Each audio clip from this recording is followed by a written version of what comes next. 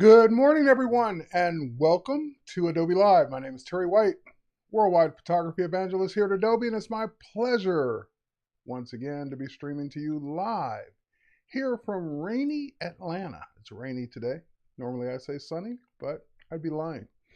So if this is your first time joining us live on a Friday, this is something we do. We try to do every Friday. We do masterclass sessions from the various Adobe evangelists touting their various disciplines. So you'll see graphic design, you'll see photography, you'll see digital audio and video, you'll see digital painting and drawing, and Adobe Express. And those are the ones we currently run every Friday whenever we're working, whenever we get a chance, whenever we're not traveling. And even if we're traveling, I think we still do replays. So you get a chance to learn something new, hopefully every Friday, and it's all day long. So you can tune in whenever you want. You can watch the replays. You might be watching a replay right now in the future. I have no idea. But you could be watching the replays, and of course you could be watching from anywhere. When I say that, I mean any platform.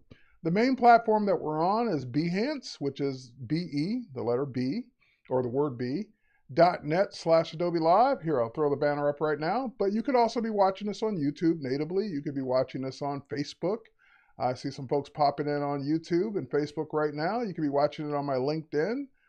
Mustafa is there on my LinkedIn right now.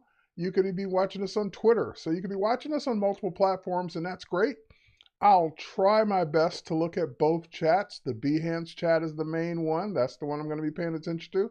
And that's also the one that's moderated. So even if I don't get a chance to answer it, there are other people that can jump in and answer it there. So if you want to really get to the main chat, it's right here, b.net/Adobe Live. Otherwise, like I said, you can hang out wherever you are. You can watch it wherever you are.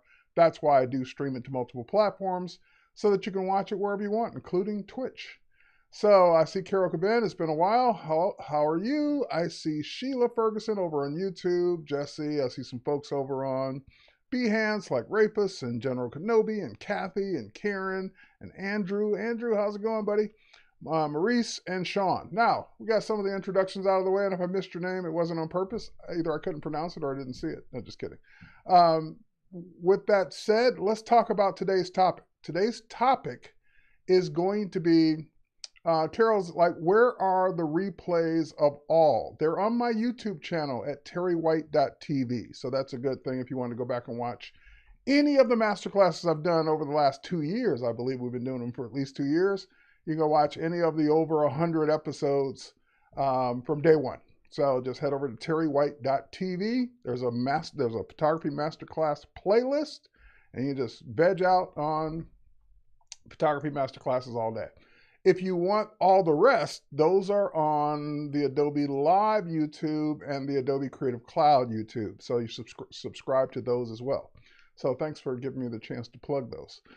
Anyway, let's get back to today's topic. Today's topic is going to be 10 mistakes beginners make that are starting off in Lightroom Classic.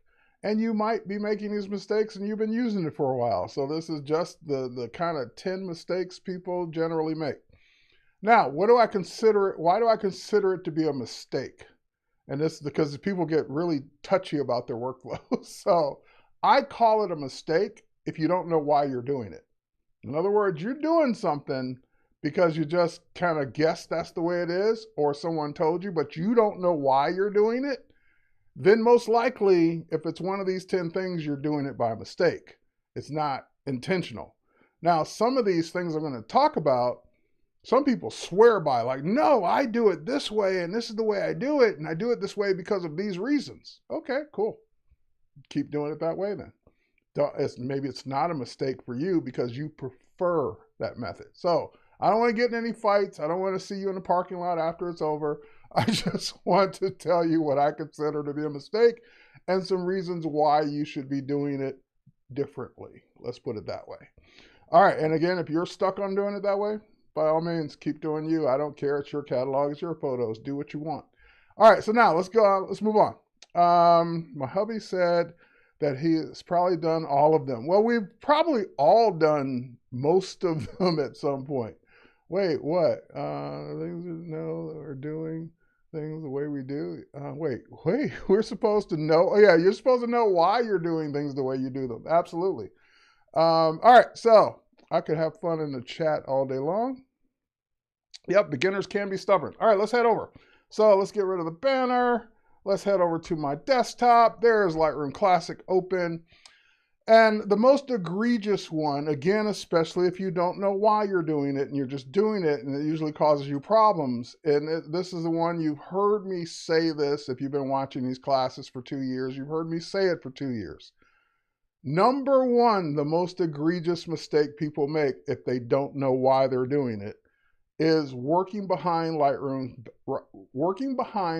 Classic's back. In other words, causing yourself problems because once the photos have been imported into Lightroom and Lightroom's managing them, what I mean by working behind Lightroom's back is then you quit out of Lightroom and you go to the operating system and you start messing with those photos. That's working behind Lightroom Classic's back. And it usually is, it's not intentional. It's not like you're trying to screw Lightroom up. Number one is you're probably like, oh, I ran out of space. I need to move these photos to a different drive. So you go do it. You go do it the way you would always move files to a different drive. You go in the operating system, you mount the new drive, you drag the folder over, and then you delete it from the old location. We've done that for decades. That's the way we've always managed our hard drives. But when you do that after those images have already been imported into Lightroom, Lightroom doesn't know you did that. It doesn't know you went in the operating system and moved them to a new drive, or renamed them, or changed the name of the folder, or threw them away. So whenever you work behind Lightroom Classic's back, and then you come back to Lightroom, and it says, I don't know where the images are anymore. I know where they used to be. They're not there anymore. Nothing I can do about that until you tell me where they are. Now, the reason I say that's a mistake is because people do it inadvertently and they don't know that they did, like they don't even know that that's causing a problem. Some people say, no, I prefer to move them into Lightroom or move them in the operating system and reconnect them myself manually once I get back to Lightroom. That's a preference from an experienced user that kind of knows why they're doing it. That's what I mean. They know why they're doing it. That's okay. I don't do it that way, but if that's what you prefer, go do you. All right, so here's what I mean by that. Let me give you an example. I've got an image. I've got some images here of a audio console. Let's call that an audio board, a music board, mixer board. Let's call it a mixer board.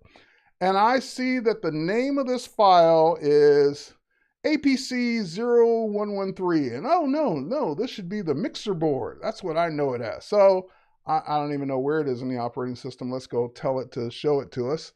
So, okay, show me this in the operating system. There it is. APC0113. And I'm like, Lightroom's not even, let's pretend Lightroom's not even open right now. Let's go ahead and hide others. Lightroom's not even open right now. And I just go in the operating system one day and I say, oh, no, that's the mixer board. Yeah, that's what that is. I know what it moved down in alphabetical order, so it's probably down here in the M's now. Okay, great. I have done that. I have gone behind Lightroom's back and I have changed the name of that photo. Now, when I relaunch Lightroom and I go back into Lightroom one day, Lightroom is not going to know that that photo is been renamed.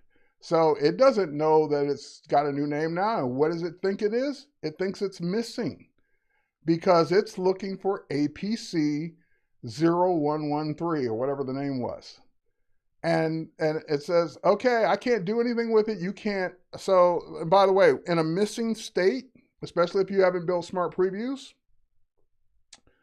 Here, let's jump out. Let's go back. Just want to make sure I got the right one.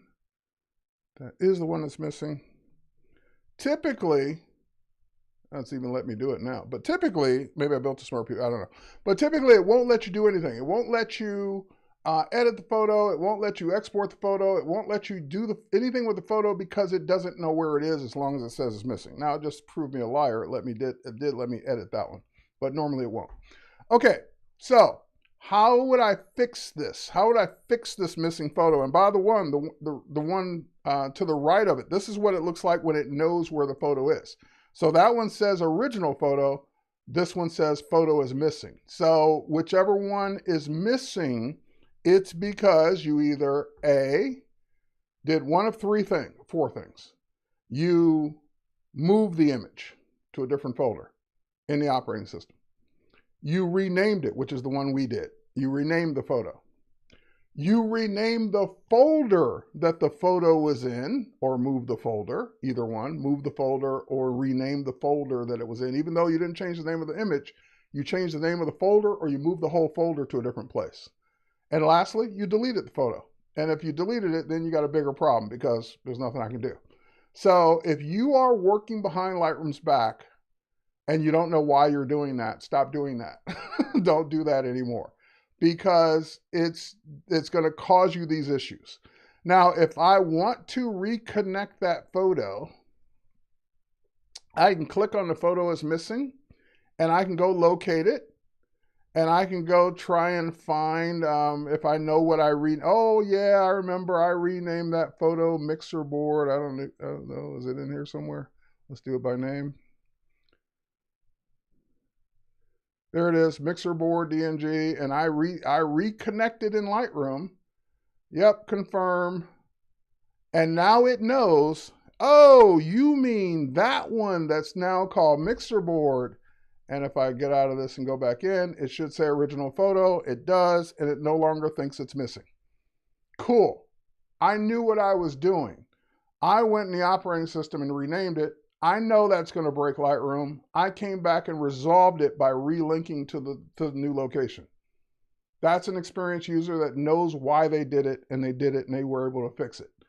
The problem is most new users don't know that they did that, and they don't know that it broke Lightroom, and they don't know how to fix it. So how can I avoid that going forward? I don't even want to run into that problem anymore. Stop doing it in the operating system. You know when you can do it in the operating system? You know when you can rename things, move them to a different drive, change the name of the folder, change the name of the images, do anything, delete, do anything you want before you bring them into Lightroom. When you copy them off your card and you drag them to your operating system to a drive you want to put them in, and you go manage them any way you want, and you haven't brought them into Lightroom yet, have at it. Go do all that in the operating system first. Then, when you drag that folder into Lightroom to import them all in, or add them to Lightroom, I should say, then stop doing it in the operating system, because you've made the decision, from now on, I'm going to let Lightroom Classic manage them. So, up front, okay to do it in the operating system. Once they're in Lightroom Classic, stop doing it in the operating system. So how would I have done that differently? I could have gone to the actual photo right here in the file name. I could go ahead and call this mixer board. Now I already have one called mixer board, so I'll make this one mixer board number 2. And I've renamed it mixer board number 2 in the operating system. It now says mixer board number 2 for the image name. And guess what? If I go to the operating system, it's renamed it mixer board number 2. So I don't have to do it in the operating system, breaking Lightroom and reconnecting it. I can just do it in Lightroom. And it's going to do it in the operating system anyway. You can change the name of a folder. You can change the name of an image. You can move an image from one folder to another. You can move a whole folder from one drive to another. You can do all of that in Lightroom Classic and never touch the operating system again. So that is the first number one mistake. Now, let's say I don't want to do them one by one. I want to do a bunch. So let's select all the mixer boards. Let's go ahead and go to our library menu and rename photos. There's even a command to do it when you want to do a bunch of them.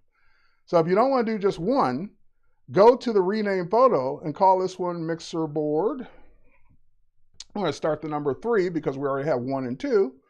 And by the way, I use a 4. There's a reason, by the way, that I always rename things with a 4-digit number instead of just 1, 2, or 3, a single digit, because I've noticed that sometimes when you're searching, like you want number 10.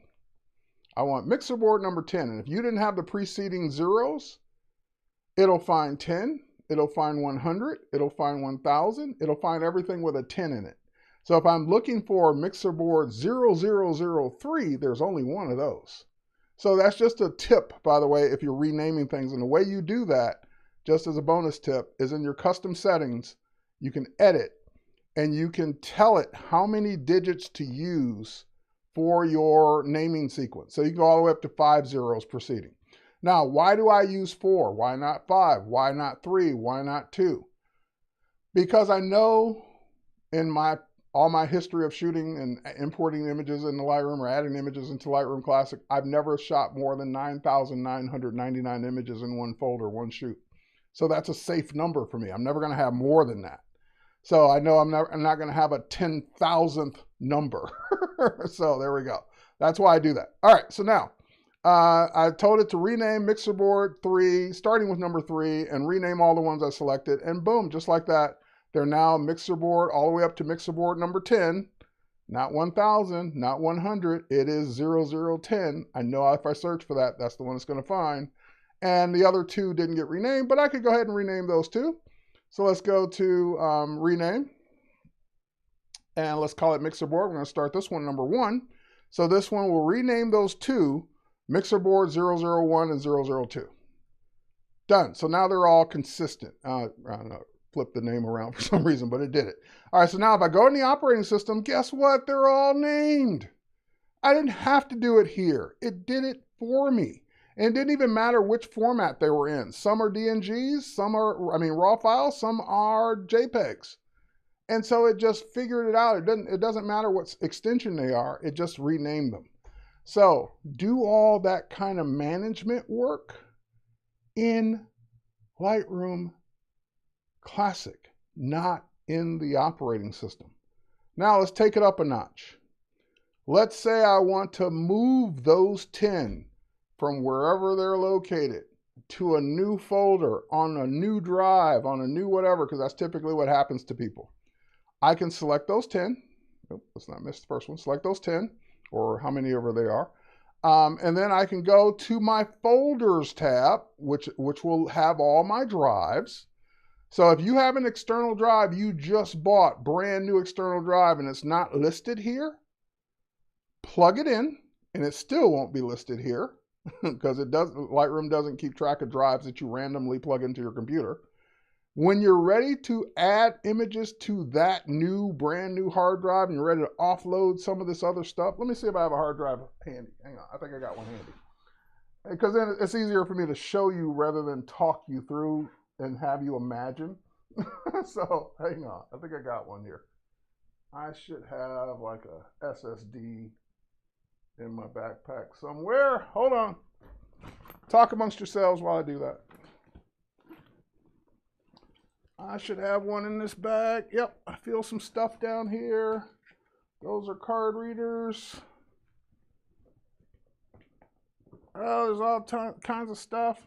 I'm finding everything but a drive. Hang on. I haven't given up. I found it. Here's the drive. And is this a cable for it? Awesome. So here's I don't know, SSD drive. I don't even know what size it is anymore. Let's plug it in. So USB-C, and I think I got a USB-C port here on my computer. Let's go ahead and plug this in. If I can reach it. All right, plugged in. Okay, and I'm just waiting for it to pop up on my desktop so I know it's plugged in. Yes, allow the accessory to connect.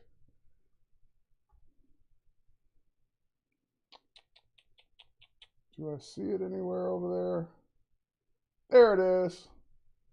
All right, I see. No, I don't want to start a backup with it now. Thank you. That's what happens when you plug in a new drive. Don't ask me again, not now.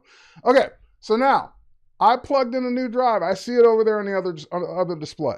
Lightroom Classic didn't do anything. It doesn't. Okay, not now. Don't do it again. Okay, it doesn't show me anything here. The operating system really wants me to back up. Anyway, it doesn't show anything here because, again, like I said, Lightroom Classic doesn't keep track of what's going on. Yep, I'm going to pull out a Z8, hopefully in a couple weeks. Anyway, let's go ahead and click the plus sign for folders. add a folder, and then it's going to ask me where. Well, I'm going to go to that new drive I just plugged in. There it is, the T White Samsung drive. And I'm going to create, it looks like this was a setup as a, no, here, let's use this one, Mac and Win drive. I'm going to go ahead and select that Mac Win drive, and I'm going to go ahead and create a new folder on it. I'm going to create a new folder on it called, I don't know, I'm like drawing a blank, photos and videos. It's not a backup, so photos and videos, external. Let's just call it that so you'll know which one it is. Photos and videos external. Create that folder, empty folder, and choose it. Now that drive shows up, that Mac and Win partition of that drive shows up, and it's got that empty folder in it. Cool. Now let's go back to where we were. We were in the travel Los Angeles folder. I remember where it was. It was right here. And that's going to have those mixer boards in it. So here are the mixer boards that we just renamed. Now I want to move those images that I'm done with. I don't need on this drive anymore. They're taking up space. I'm running out of space. All of the reasons why you would want to move something. I want to move them to that new folder. And so in that new folder, I don't want to be messy. I don't want to create a mess. I'm going to first right click on that new folder, and I'm going to create a folder inside photos and videos called LA Mixer Board. So that way I know what's in that folder. They're not just thousands of images loose inside the photos and videos folder. And guess what? Include selected photos is a choice, but I'm going to pretend I didn't do that. So now it's got that subfolder in it. And guess what? Now I can just go ahead and drag them from wherever they are to that folder. And look what it says in the upper left corner. Moving files. It's moving them from wherever they are, which was on my NAS. It's moving them to that external drive. So they're not going to be where they were anymore. They're going to be in the new location. So, and I can see it right here. The new location has those images in it. And they're not taking up space on the drive they used to anymore. They're on that external. So when I unplug that external, then if I haven't built smart previews, they'll be missing. So tip number, I don't know, 4 or 5. If you know that's an external drive and you may not always have it connected while you're at it, while you've got that drive connected, oh, hold on, what did I just do? I think I clicked the little map icon by mistake. Okay, anyway, while you've got that drive connected and you got those photos connected, do one more step. Go to Previews under Library and build Smart Previews.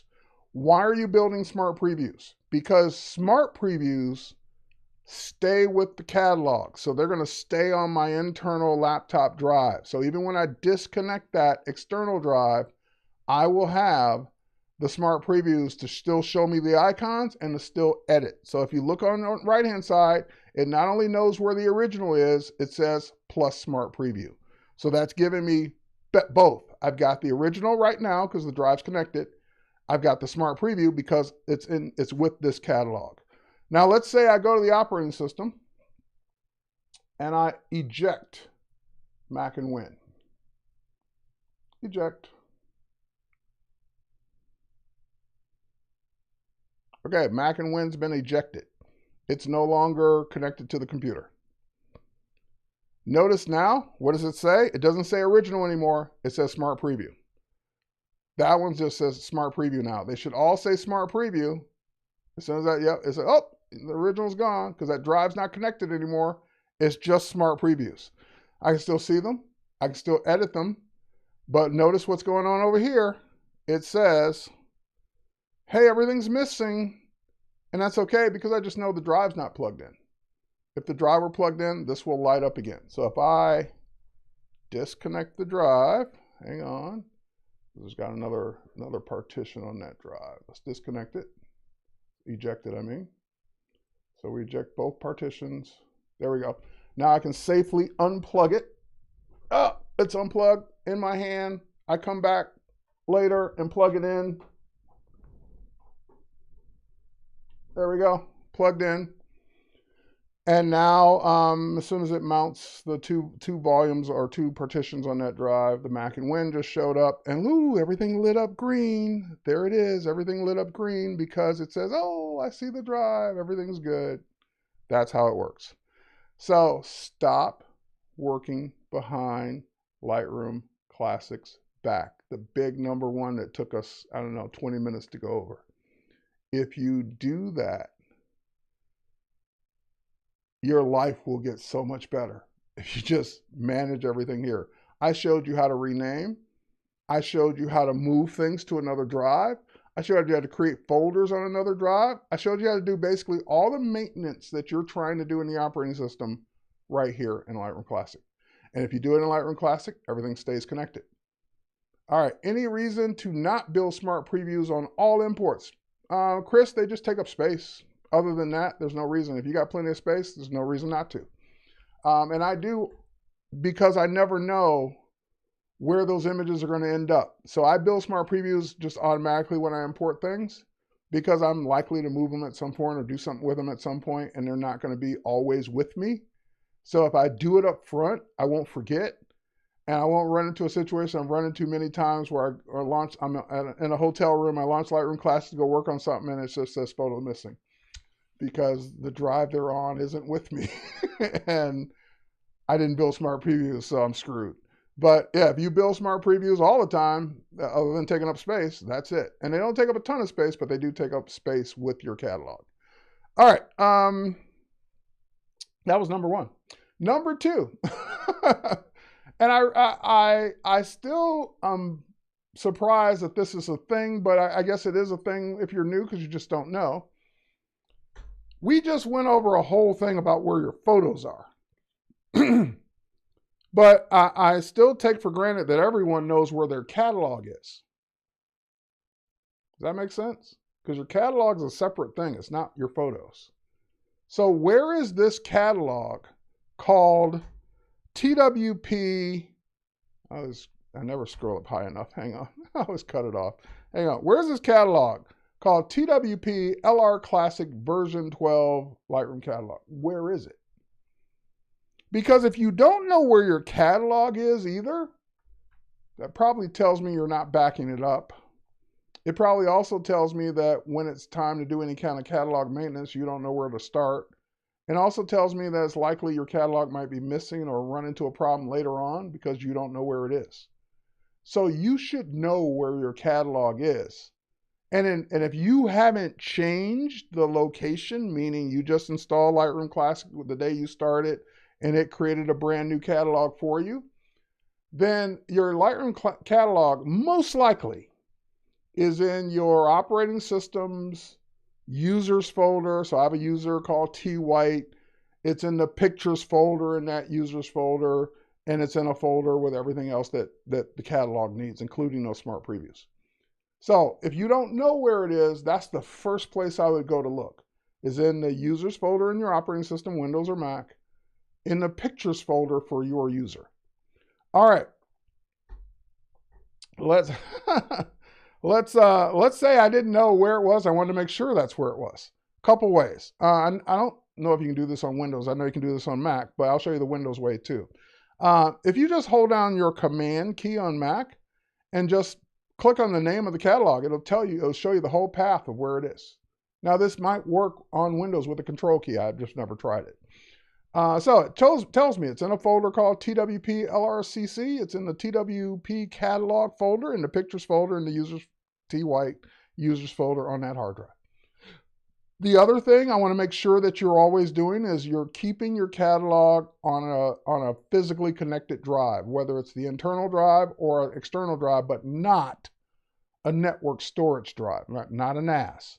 Your catalog needs to be local, whether it's internal or external. It needs to be local, plugged into your computer or inside your computer, because we don't recommend you try and run catalogs off a network. Okay, so now that I know where it is and I verify, how would I have found it if I couldn't do that command trick?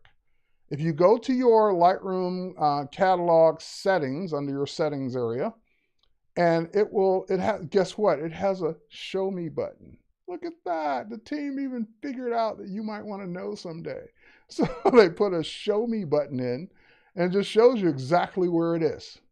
Now it shows me the folder that's got my whole catalog in it, and it's in another subfolder called TWP catalog.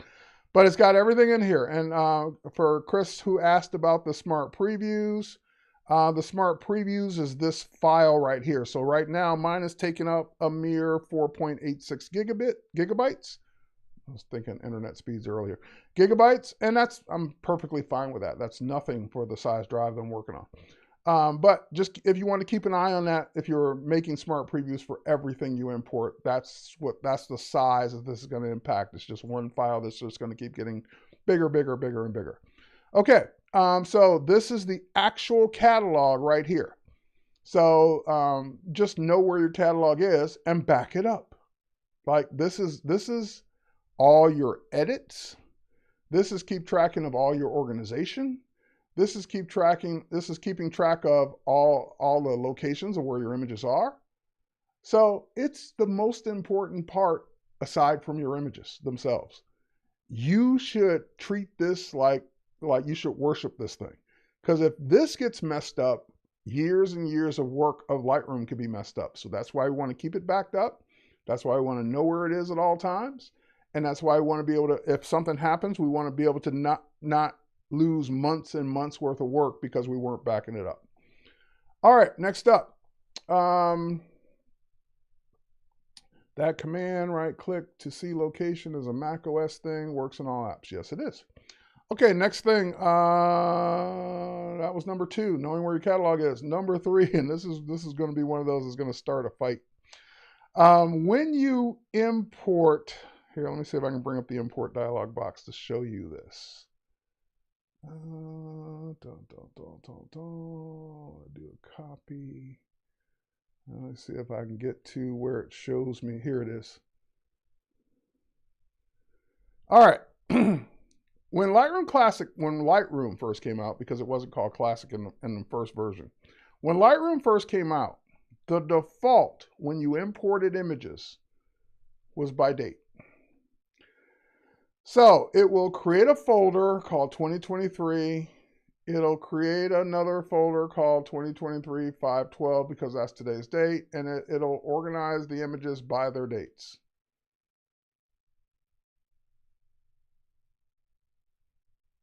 Why? Why are you organizing by date? I'm going to prove to you why this is not a good idea.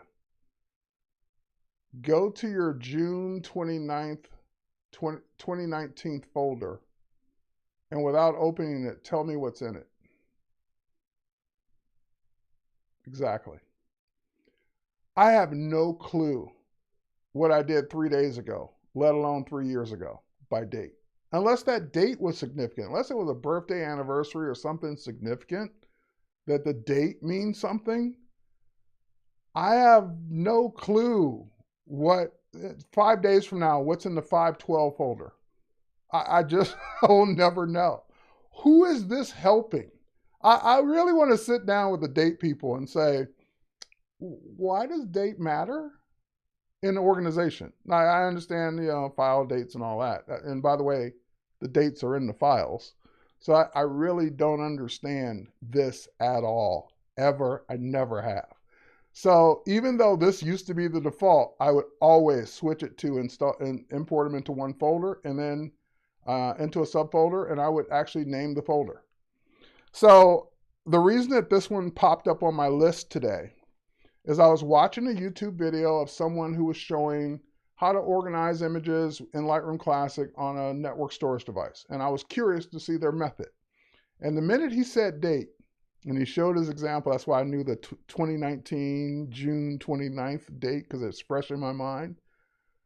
When he opened the folder, I saw pictures from Arizona. And I'm like, why wouldn't you just call the folder Arizona? I don't know. Like maybe June 29th means something to you. But stop doing it by date unless you got some incredible, great reason for doing it by date. And even if you say, well, Terry, I kind of like to know what I shot in 2019 and 2020 and whatever, then organize those in collections. You can even create a smart collection that will organize them for you by date once they're in. But why the folders are by date boggles my mind. I just don't get it. I never will. Because that's the way the computer would care, and it doesn't care. It doesn't care what you name the folder. So you're not helping the computer, and you're definitely not helping yourself. Stop doing that. And if you got a great reason, put it in the chat. I'd love to hear what it is. So anyway, let's move on. And I'll give you my example. So let's twirl up some of these folders. And if I go down to my collections, I've got, all the way down here, I've got some smart collections. Actually, I think they're in my smart collections folder, maybe. Nope, they're down there. Okay, I've got some collections that are smart collections by a year. Because like I said, I want to know, these are smart collections that build automatically, not just every photo I took in that year, but only my edits. So if it's a PSD, a TIFF, it's got, in other words, it's a file that I took into Photoshop and edited and came back, usually a portrait retouch. Yeah, I want to just keep track of what I shot by year so I can just know, but not organize. I'm never going to search for them that way. That's just for informational purposes. So if I go all the way down to my, I haven't even created one for 2023 yet, but if I go down to my 2022 folder, okay, I edited 1,015 photos last year, and I can twirl it down and see which ones they are. Cool. That's it. That's the only reason I would do that. But I never would name the folders by the dates because I'm never looking for images by date. That's just kind of a curiosity thing. And like I said, I haven't done it for 2023 yet because it's not that big of a deal.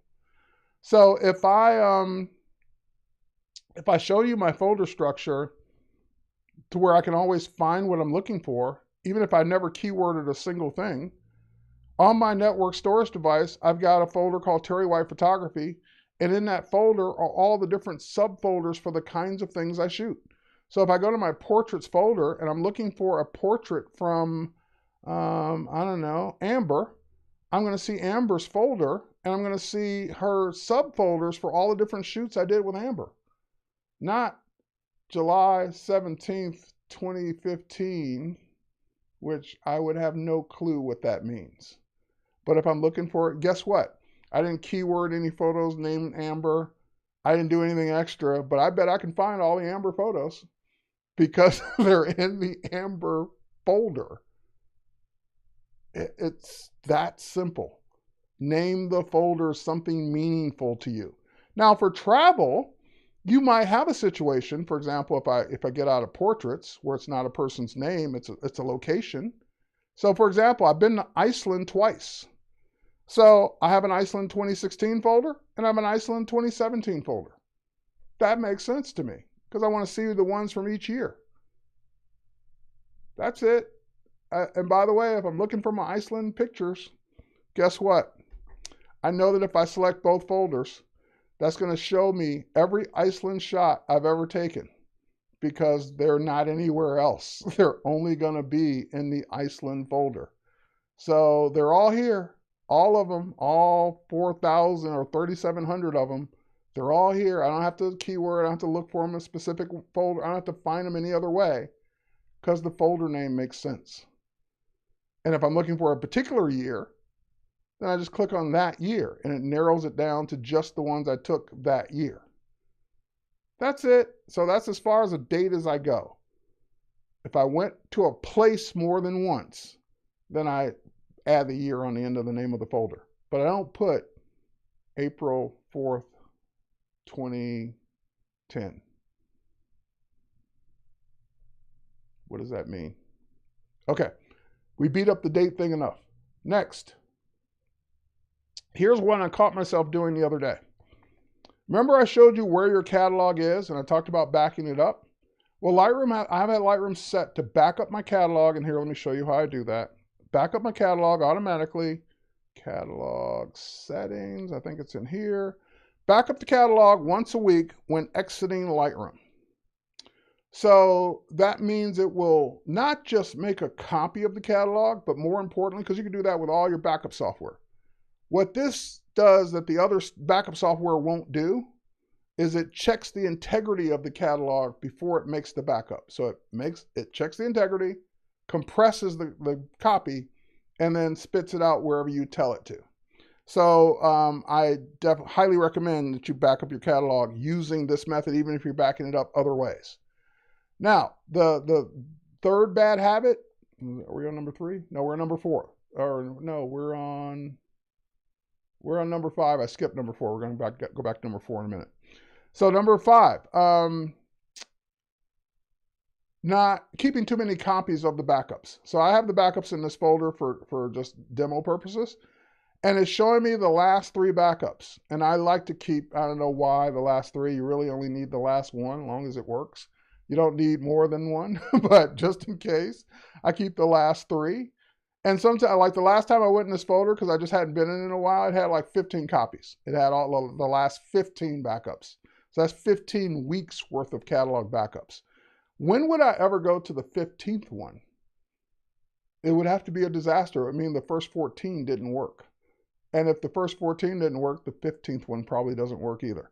So anyway, you only need the most recent backup in a disaster because that's the one you're going to want. It's the one that's the newest with all your changes and all your imports and all your things in it. All right, next up, let's go back to number 4. That was number 5. Number 4, and I kind of briefly did this, and so I don't have to expound upon it too much. But let's go back to that LA folder again. Where are we? We want to get out of demo and we want to head to travel. So we're going to go to the travel collection. We're going to go back to that Los Angeles collection. And this is a habit I still have that I need to break as well. Not renaming your files. See these? What does TLW5207 mean to me? Nothing. It's as bad as date folder name. So in other words, if you want a shot at finding images, because remember, where are these flowers? They're in the LA folder. They're not in a folder called flowers. So if I don't keyword them, I'm never going to find these particular pink roses if I need to find those. So all I'm saying is whatever you need to give it a broad name as well to the files, that would help. So this is the, what do you call this? The Disney Museum, I think in LA. I think that's what it is. If I'm wrong, correct me in the chat, but I think it's the Disney Museum. So if I'm looking for pictures of the Disney Museum, either keyword them, which I never do anymore, but if I file name them, then I'm always going to be able to find them. So in other words, let's say that these are the ones, rename it. You can rename them on import, but usually, like I said, in a folder like this, I've got lots of different ones, so they're not going to all be Disney Museum. So in this case, I'm going to rename these Disney Museum. And that's enough. I don't need any more than that. And you could be as specific as you want. Our concert hall. Thank you. I knew it was something else. Concert hall. There we go. All right, so Disney Concert Hall, and start with number 1 and click OK. And now these images have been renamed in the operating system and in Lightroom Disney Concert Hall. So if I'm ever searching for Disney Concert Hall, I don't have to remember that they're in the LA folder. I just search for Disney Concert Hall and it finds them. So even if you are not a keyword person, and yes, keywords would find them if you do the extra step. I'm not a keyword. I'm not going to lie to you. In other words, I'm going to say, you know, I keyword all my photos so I could find them easily. I would be lying. I never keyword. I started that 1 year. 1 year I used to keyword until I stopped. One day you don't do it, and then that's it. Oh yeah, I need to go back and keyword those last 2 shoots I did. And then it's the last 10 shoots you did, and then you're never doing it again. I'm in the I'm never doing it again category because it's just easier for me to rename them. And if they're in a folder, I got 2 shots at finding them. If you're a keyword person, I'm not saying don't keyword. If you like keywording, go for it. That's not a bad habit. That's not a bad thing. That's why we have extensive keywords in Lightroom Classic. I'm just not that. I'm not that person that's going to take the time to do it. So I'd rather find them in the various 2 ways I've described now. So I got 2 shots at finding this. If I know the Disney concert hall's in LA, it's probably in the LA folder. But if I've renamed the files, then all I got to do is search for Disney concert hall. And guess what? I'm going to find them. So we keyword to be able to find things. And I used to keyword, oh, woman, red dress, brunette, standing by a blue car or whatever, because I may need to find a woman standing by a blue car one day. That day never happened. And so I stopped keywording. If you are the person that does that, by all means, then keyword. All right, and Walt Disney Concert Hall. Yep, I'm not going to search for Walt Disney. I'm just going to search for Disney. So if you would search for Walt Disney, then go ahead and put in Walt Disney. All right, next up. That was number 4, change your file names. We already did number 5, keeping too many old versions of your catalog. Oh, no, I'm sorry. We did keeping too many copies of your catalog. There's one more about catalogs. When you do an update to Lightroom, like Lightroom does a major version update, like right now we're in version 12 dot whatever, and next version will be probably 13 dot whatever. When you do that upgrade, it's going to make a copy of your catalog, the same name, V13, and V12 is still going to be here. I've seen people's folder that has 5 versions of Lightroom ago catalogs because it's going to make a copy each time. And my catalog is 3.4 gigabytes. If I had 12 of those, now we're talking over 30 gigabytes of wasted space because I'm never going back to version 7. So get rid of the old copies of your catalog. Yes, you can safely discard them. Put them in the trash or recycling bin for a while if you're still scared, and then empty it 6 months later, whatever it takes for you to be okay with it. But yeah, you don't need version 11, version 10, version 9. If you're on version 12 and you're happy with version 12, yeah, we keep the old one when a new version comes out for a minute just to make sure the new version works okay. When I say a minute, maybe a week or 2, 2 weeks, a month, whatever it is, but go back in that catalog folder. And I bet if you haven't been in there in a while, you got some old versions of your catalog. Okay, next up. And we already talked about backing up your catalog. So let me go through the ones we have so far because we're almost at the end. Working behind Lightroom Classic's back. Not knowing where your catalog is. Organizing by date. They don't change their file names. Keeping old versions of the catalog. We just did. Not backing up the catalog. We already talked about. Here's the next one. People that use multiple catalogs and they don't know why. If you have a reason, I'm not saying that's for you, use multiple catalogs, but the people that use multiple catalogs and they don't really have a reason to, those are the people I'm talking about. I've talked to people or heard from people that every time they do a shoot, they go up to File and create a new catalog. Why? Unless there's some weird offshoot that I'm doing that I don't want mixed in with the rest of my photos, that would be the only time I'd create a new catalog. I only have maybe 2 catalogs. This is the main one, obviously, with my 200-some-thousand photos in it. The other catalog, that comes to mind is the catalog I use when I'm doing my masterclass on how I would edit your photos. So when you send me photos to edit, they go in that catalog, so they're not mixed in my catalog. I have a reason to have a second catalog. That's it. If you don't have a reason to have a second or third or 50th catalog, stop creating a new catalog for everything you do. Lightroom can more than handle millions of photos in the same catalog with no significant performance hit. I've got 268,000 images in this catalog, and it works just as good if I only had 10. So if you're doing it from back in the day when Lightroom couldn't handle that many images in a catalog, yeah, then I kind of understand why you do it. But there's no reason not to. If you're doing different clients, you can have a collection for each client, a folder for each client. You can have you can organize by collections for anything. So there's no reason to not have those images in the same catalog. All right, I'm going to leave it there. If you got a reason, fine, do it.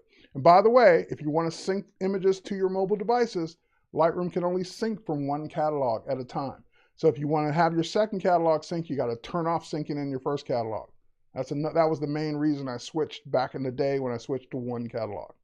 All right, next. Not using collections. That's the other big one. So notice that I was able to quickly go down to a travel set of collections, travel collection set, and then I can go click on, for example, Hong Kong and see my Hong Kong photos because, and these is not all the ones I took in Hong Kong. These are my favorites from Hong Kong. And I have collections for everything I do. So I could go down to my TWP collection set, and if I wanted to look at my my aerial photography work, aerial and automotive, I have 24 photos of what I consider my best aerial and automotive work. These are from different folders, from different shoots, from different days, from different everything. And so this is I couldn't possibly manage this in folders because there would be a folder for this air show. There would be a folder for this car shoot. There would be a folder for this car museum. But with a collection, I could have all my best ones, favorite ones, whatever ones in one spot to be able to show, to manage, to export, to print, to sync, whatever it is. And I have collections of what's important. So stop managing or stop using folders for everything. Folders are where your images are. Collections are where you manage organization. It's how you keep things the way you want to look at them. You can have a million collections for different things that you want to do. And the same photo can be in multiple collections. And if you edit that photo in one collection, it's edited in all the collections. All right, next up. This is a kind of a time saver one. If you're not working in solo mode in the develop module. So for example, if I were to, here, let's go find one of these. There we go. If I wanted to edit this photo, and you notice that I'm in the basic panel, and all the other panels are closed. So if I go to detail panel, then it closes basic. That's solo mode. The way you get to solo mode is to right click on any one of these, and you can just enable solo mode. So all that means is that instead of you scrolling a long develop panel of all the different ones open, you can only work on one at a time. So why not have it in solo mode to just show you the one you're working in? I can't work in details and basic at the same time. So why do I need them showing both at the same time? All right, so solo mode for the win. All right, last but not least, this goes back to the, hang on, let's go back to the LA ones. Scroll back up, Los Angeles, not 7/15/2010. It actually says Los Angeles. Oh my God. All right, anyway, let's go back to the Los Angeles ones. And in my Los Angeles ones, I've gone ahead and marked some, I've marked some bad photos. So in other words, some photos that are slightly out of focus or I'm never going to use, I've rejected them. Now I'm going to go to where they are in the folder in the operating system. So show me the folder in the, no, I'm sorry, the folder in Lightroom Classic.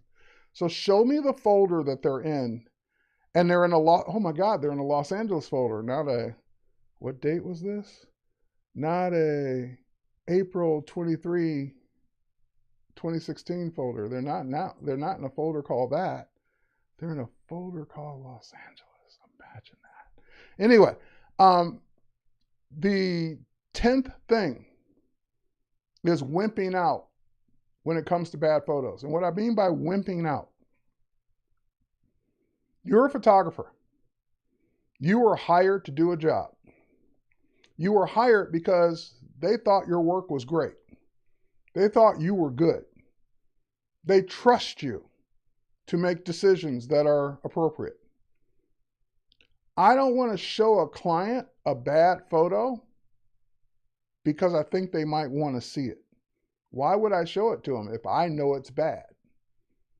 So when you mark a reject and you do the Command Delete on Mac or PC Control Backspace, and you get this dialog box that pops up and says, you marked 3 bad photos.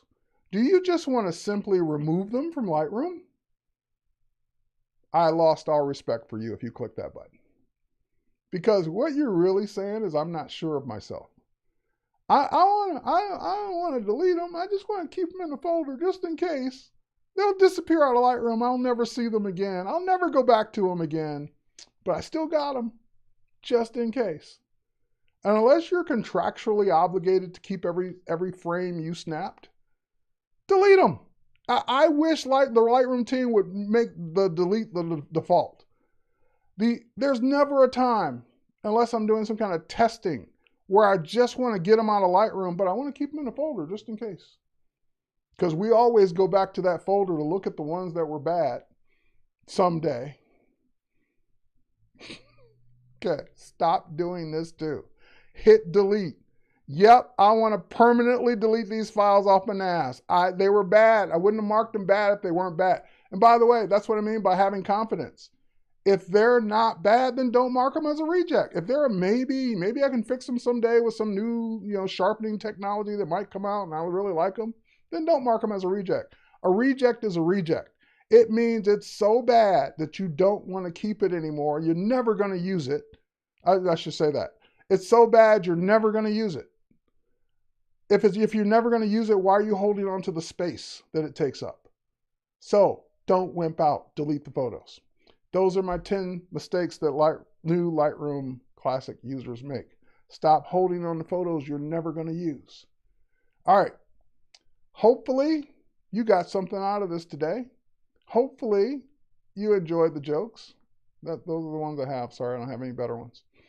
And hopefully this made you think about your workflow and what you're doing and what you could do differently. And if you got reasons for doing it all the things I told you don't do, then have at it. Cheers, everyone. Thanks for watching. Stay tuned for the Creative Challenge.